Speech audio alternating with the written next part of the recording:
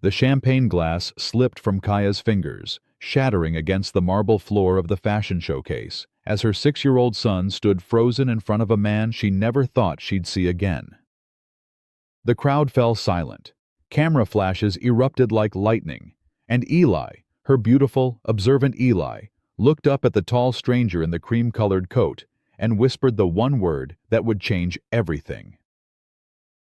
"Daddy?" Han Juwon's dark eyes widened, his composed mask cracking for just a fraction of a second before that impenetrable calm returned. But Kaya saw it. She saw the recognition, the confusion, the sharp intelligence calculating possibilities in mere moments. 6 years. It had been 6 years since that afternoon in Gangnam, since she'd disappeared from his life like morning mist, carrying a secret she'd sworn to protect. "Eli, come here," Kaya commanded, her voice trembling as she reached for her son. But the boy didn't move. He stood there, small and brave, staring up at the man everyone in Seoul whispered about, the man they called ruthless, the man they feared. Juwon crouched down slowly, bringing himself to Eli's eye level. His movements were deliberate, measured, the way a predator approaches something precious. "What's your name?" he asked, his voice softer than Kaya remembered, softer than she thought possible for someone with his reputation. "Elijah Asante," the boy answered clearly. "But Mommy calls me Eli. I'm 6 years old and I'm very smart. Mommy says I notice things other people don't." "I can see that," Juwon replied, and something shifted in his expression as he studied the child's face. The same dark eyes, the same calm demeanor, the same unsettling ability to see through pretense. Kaya's heart hammered against her ribs as she watched Juwon's mind work, connecting dots she'd hoped would stay scattered forever. The showcase coordinator rushed over, apologizing profusely, trying to usher them away from the scene. But Juwon raised one hand, a simple gesture that commanded absolute authority, and the woman retreated immediately. No words needed, just presence, just power. "Kaya Asante," Juwon said, rising to his full height, his eyes finally meeting hers. "It's been a long time." "You remember me," she breathed, though it wasn't a question. Of course he remembered. Men like Han Juwon forgot nothing. "I remember an afternoon 6 years ago," he said carefully, his gaze dropping back to Eli, then returning to her face. "I remember someone who left without a goodbye." The accusation hung in the air between them, gentle but pointed. Kaya swallowed hard, acutely aware of the phone's recording, the guests watching, the world closing in around them. "I had my reasons," she managed. "I'm sure you did." Juwon's tone was unreadable, but his attention remained fixed on Eli, who was now examining the man's expensive watch with innocent fascination. "Does he know?" "Know what?" Kaya asked, though her voice sounded hollow even, to her own ears. "Who his father is." The words landed like stones in still water, sending ripples through everything Kaya had built, every wall she'd constructed, every story she'd told herself about protecting her son from a dangerous world. She opened her mouth to deny it, to deflect, to do what she'd done for 6 years. But Eli turned to her with those impossibly perceptive eyes and said, "Mommy, this man has my eyes, and my hands, and the way he stands. It's like looking in a magic mirror that shows me grown up." Kaya felt tears prick her eyes. Smart. Too smart. She'd always known her son was special, but sometimes his observations cut too deep, revealed too much, made hiding impossible. Juwon's expression softened imperceptibly. "You didn't answer my question," he said to Kaya, but his hand had somehow found its way to Eli's shoulder, a protective gesture that looked startlingly natural. "Does he know?" "I told him his father was someone important," Kaya whispered, her professional composure crumbling. "Someone who had a complicated life, someone who wouldn't have been safe to know." "Safe," Juwon repeated, and something cold flickered across his features. You thought I was dangerous. Everyone thinks you're dangerous, Kaya shot back, finding her spine. You run the most powerful organization in Seoul. You make grown men tremble with a glance. What was I supposed to think? That I deserved to know I had a son. The words were quiet, but they carried weight that made Kaya flinch. Eli's head swiveled between them, processing, analyzing. Then he did something that shattered both adults completely. He stepped closer to Juwon and took his hand. "Are you really my daddy?" he asked, his voice small but steady. "Because if you are, that's okay. Mommy says complicated is just another word for interesting.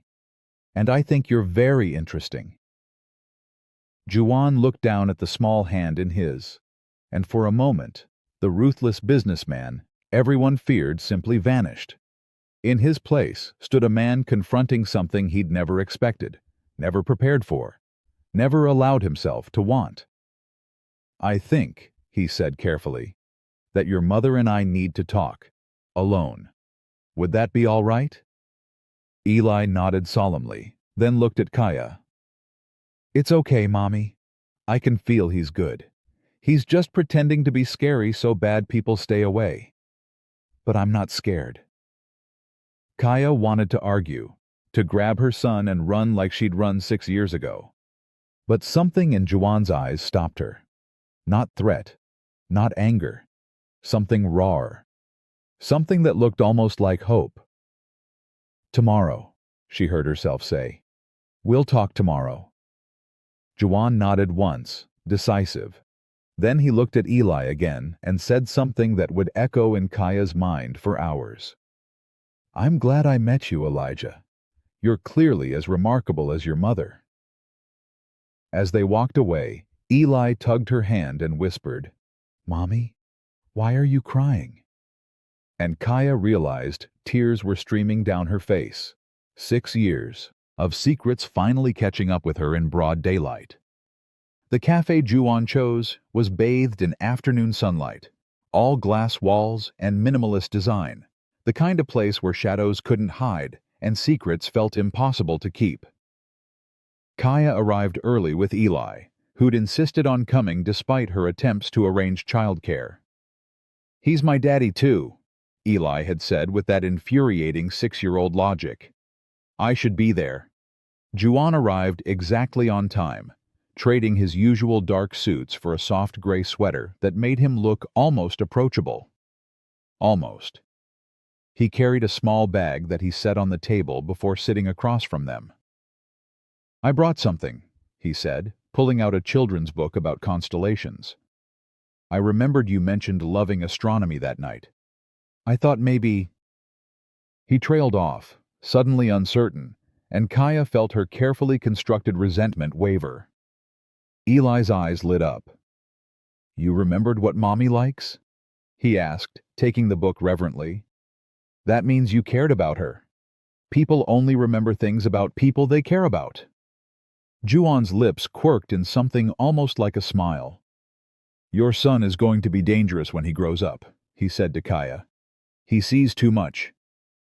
"He gets that from you, apparently," Kaya replied, her tone sharp despite the warmth spreading through her chest. "Along with the stubbornness and the unnerving ability to make people uncomfortable with a single look." "I make you uncomfortable?" "You always did." The admission slipped out before she could stop it. "That afternoon 6 years ago, you looked at me like you could see every secret I'd ever kept, like you knew me better in 3 hours than people who'd known me for years. It was terrifying."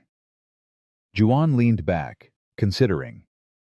"And yet you stayed. We talked until sunset. You told me about growing up between 2 cultures, never quite fitting in either Ghana or Korea. You told me about your dreams of creating fashion that bridged worlds. You made me laugh, which nobody does. And then you vanished." "I didn't vanish," Kaya protested weakly. "I just left." "Without a number. Without a name I could trace. You were like smoke." His gaze intensified. "Why?" Kaya glanced at Eli, who was absorbed in the constellation book, giving them a moment of privacy in his childlike way.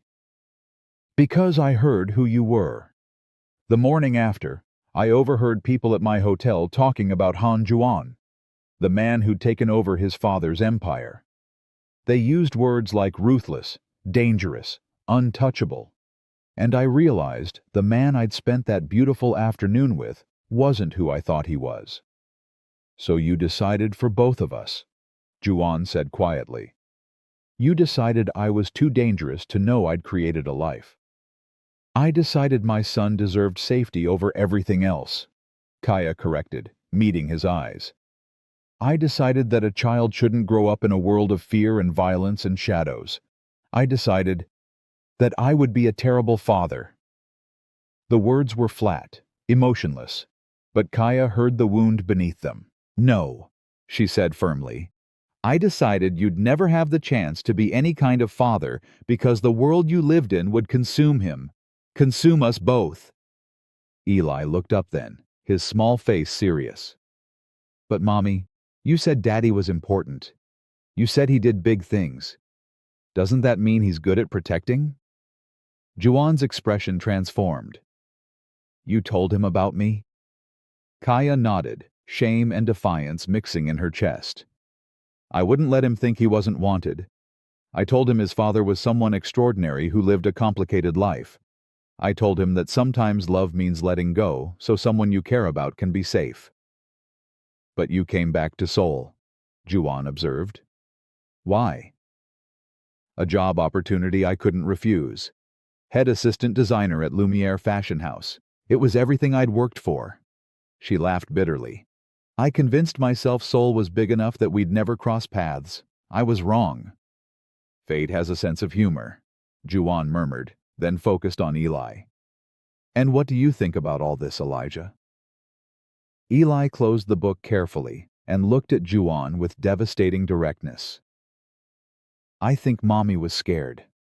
I think you probably are dangerous, but not to us. And I think you're lonely. Really, really lonely. Like you've been waiting for someone to find you for a very long time. The cafe seemed to hold its breath. Kaya watched Juwon's carefully controlled mask crack wider, revealing something vulnerable and entirely unexpected. He swallowed hard, his jaw working as he struggled for composure. You're right, he finally said, his voice rough. I am lonely. I've spent my entire adult life building walls, keeping people at a distance, making sure no one could use anyone I cared about against me. And then 6 years ago, I met your mother, and for one afternoon, those walls came down. When she disappeared, I told myself it was better that way. Safer. For everyone. But now we're here, Eli said softly. And you're not safe anymore, are you? Because you care. Juwon's hand trembled slightly as he reached across the table, not quite touching Eli's smaller hand, but close enough. I need you both to understand something. The world thinks I'm ruthless because I've spent 5 years dismantling everything my father built from the inside. No drugs, no violence, no exploitation. I've turned a criminal empire into legitimate businesses, but that transformation makes enemies. People who want the old ways back. People who see you as leverage. So we are in danger, Kaya breathed. You were always in danger, Juwon corrected. From the moment you walked back into Seoul with my son. The question is whether you face that danger alone or with me. Before Kaya could respond, Eli spoke up, his voice clear and certain. Daddy, do you want to be my father? Not because you have to, not because it's right, but because you want to. Juwon went very still, and Kaya saw him make a choice in real time, saw the exact moment he stopped calculating and simply felt. Yes, he said, his voice breaking slightly. More than I've wanted anything in a very long time. Eli nodded, as if this was exactly what he'd expected. Okay then. But you have to promise something. Anything. Promise you'll protect Mommy. She pretends to be strong all the time, but she cries at night when she thinks I'm asleep. She's been alone taking care of me for 6 whole years. She needs someone to take care of her too." Kaya's vision blurred with tears as Juwon's eyes found hers across the table. "I promise," he said solemnly to Eli, but his gaze never left Kaya's face. "I should have been there from the beginning. I can't change the past, but I can be here now. If you'll let me." The weight of 6 years pressed down on Kaya, all the fear and loneliness and desperate strength it had taken to raise Eli alone. And here was this man, this supposedly ruthless man, offering her something she'd convinced herself she didn't need: partnership, protection, presence. "This won't be easy," she warned. "I'm not the same girl from 6 years ago. I'm harder now, more guarded. And Eli comes first. Always." "I wouldn't expect anything else," Juwon replied. "And I'm not asking you to trust me immediately. I'm asking for a chance to prove that the man you met 6 years ago is still here, underneath everything else. I'm asking—" His phone buzzed urgently. His expression darkened as he read the message. Juwon's expression shifted from vulnerable to deadly in seconds. "We need to leave, now." His tone left no room for argument as he stood, already moving around the table to position himself between them and the cafe entrance. "What's happening?" Kaya demanded, pulling Eli close. "Someone leaked photos from yesterday's showcase. They're already circulating online with speculation about Eli being my son." Juwon's jaw tightened. "My business rival, Park Min-ho, just sent me a message. He knows." Kaya's blood ran cold. "What does that mean?" "It means he'll try to use you both to destroy me before I can finish dismantling his remaining operations." Juwon's hand found the small of her back, guiding them toward a private exit. "But he won't touch you. I won't allow it." They emerged into a back alley where a car was already waiting, Juwon's driver ready and alert. As they drove through Seoul's sun-drenched streets, Eli pressed against the window, surprisingly calm. "Are we in trouble?" he asked. "No," Juwon answered firmly, meeting the boy's eyes in the rearview mirror. "You're with me now. That changes everything." Over the next 3 days, Kaya watched Juwon orchestrate a masterclass in strategic warfare that never once involved violence. He moved them to a secure penthouse with views of the Han River, all glass and light, nothing like the dark fortress she'd imagined. He assigned a security team that dressed like ordinary staff, keeping Eli comfortable while ensuring absolute safety. And he began systematically dismantling Park Min-ho's credibility. "How are you doing this?" Kaya asked one afternoon, watching him work from his home office while Eli napped nearby. "Everyone expects you to retaliate with force, but you're just talking, making calls, moving pieces on a board I can't even see." Juwon glanced up from his laptop, and she saw exhaustion in his eyes alongside determination. "My father ruled through fear and violence. It got him killed and left me with an empire built on suffering. I spent 5 years learning that real power isn't about who you can hurt. It's about who trusts you, what you know, and how you use information. Park wants me to act like the old bosses. It's the only fight he knows how to win." "So you're fighting a different war entirely," Kaya said, understanding dawning. "I'm not fighting at all. I'm exposing the truth. Park's operations, his illegal dealings, his attempts to resurrect the old criminal networks. I'm handing everything to the authorities while protecting my people with legitimate legal shields. No blood, no bodies, just daylight destroying what thrives in darkness." That evening, Park made his move, not with violence, but with media manipulation. News outlets began running stories about Kaya, questioning her background, implying she was a gold digger who'd trapped Seoul's most powerful bachelor with a child of questionable paternity. The attacks were vicious, calculated to destroy her, professionally and personally. Kaya read the articles with shaking hands, watching her reputation crumble in real time. "They're calling me a liar," she whispered. "They're saying Eli isn't even yours, that I'm running a scam." Juwon's expression turned glacial. Then we end this. Tonight. How? Kaya asked desperately. You can't fight the entire media. I'm not going to fight them.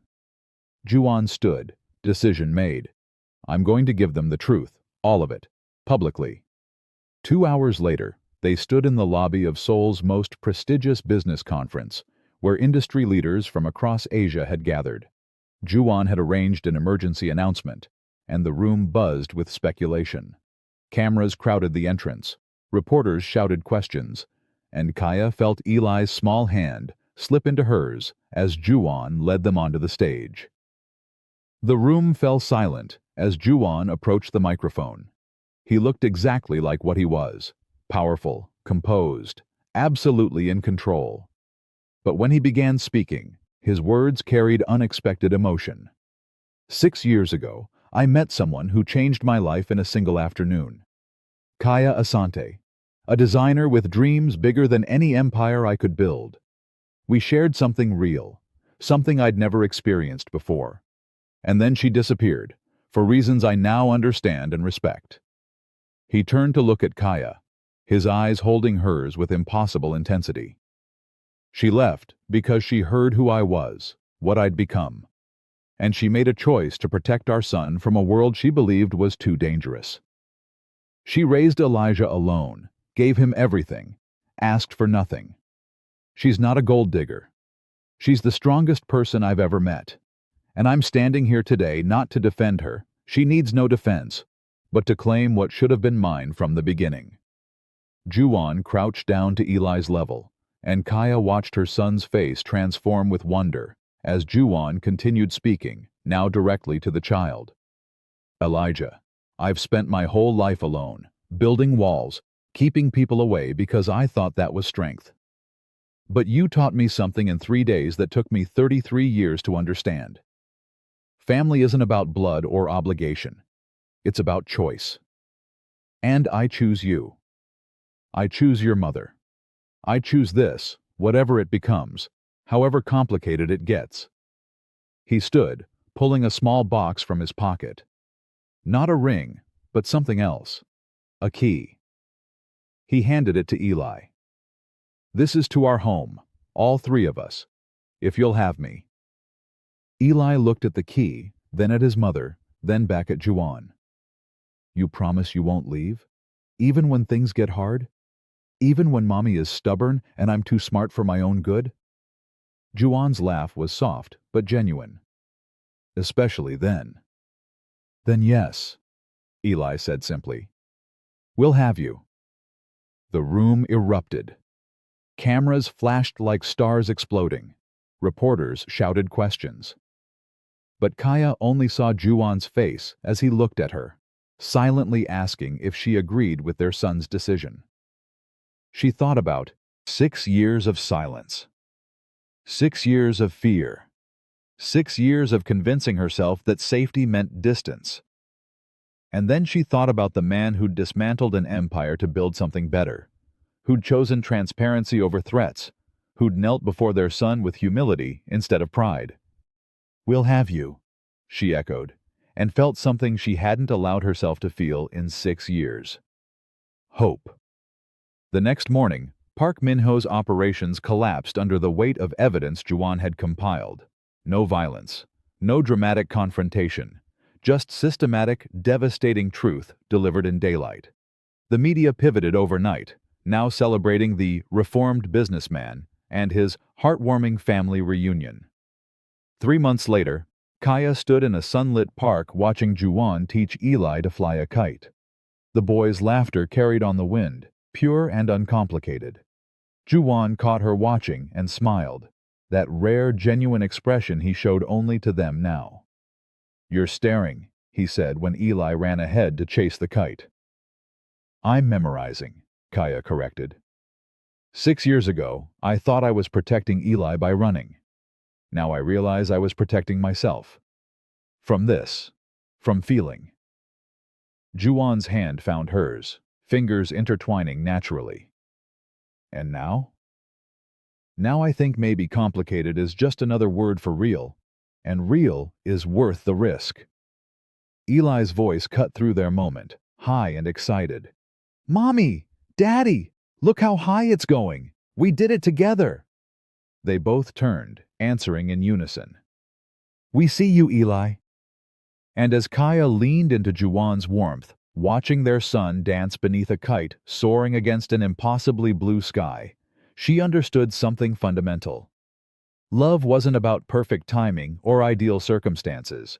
It was about choosing to show up, day after day, in full daylight, with all your scars and fears and hopes exposed. They'd been given a second chance, built not in shadows, but in sunlight. And this time, Kaya wasn't running. This time, she was finally home. 6 years of secrets shattered in one whispered word. If you want to hear how a ruthless empire finally bends to the will of a 6-year-old boy, follow or subscribe. The shadows are gone, but the danger remains. Don't miss the next chapter of their complicated, real-life love story.